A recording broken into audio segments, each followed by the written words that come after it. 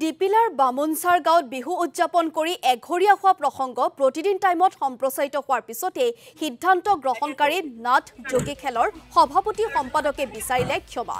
কুৰিটা নাথ সম্প্ৰদায়ৰ পৰিয়ালক এঘৰীয়া কৰাৰ সিদ্ধান্তক প্ৰত্যাহাৰ। অন্য জাতিৰ সৈতে ২৫ বহাগত বিহু উদযাপন কৰিছিল নাথ সম্প্ৰদায়ৰ কেইবাটাও পৰিয়ালে আৰু তাৰ পিছতেই ১০,০০০ টকাৰ জৰিমনা নিৰ্ধাৰণ কৰাৰ লগতে নামঘৰত একেলগে নবহাৰো সিদ্ধান্ত লৈছিল তথাকথিত সমাজৰ বৰমূৰীয়াই। এই সন্দৰ্ভত বুধবাৰে বিস্তাৰিত ৰূপত প্ৰতিদিন টাইমত প্ৰতিবেদন সম্প্ৰচাৰিত হোৱাৰ পিছতেই আজি দিনৰ ভাগত গাঁওখনত উপস্থিত হৈছিল চক্ৰ বিষয়া আৰু আৰক্ষী।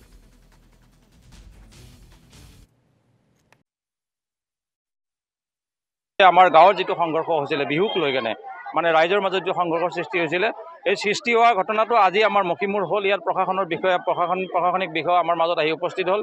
ৰাইজৰ মাজত তেওঁলোকে যিটো সিদ্ধান্ত লয় তেওঁলোকে উঠাই লৈছে। যিখিনি ১৯ ঘৰ মানুহক তেওঁলোকে এঘৰীয়া কৰিছে, এঘৰীয়া কৰা প্ৰস্তাৱটো তেওঁলোকে উঠাই লৈছে। ৰাজহুৱাভাৱে তেওঁলোকে ভুল স্বীকাৰ কৰিছে।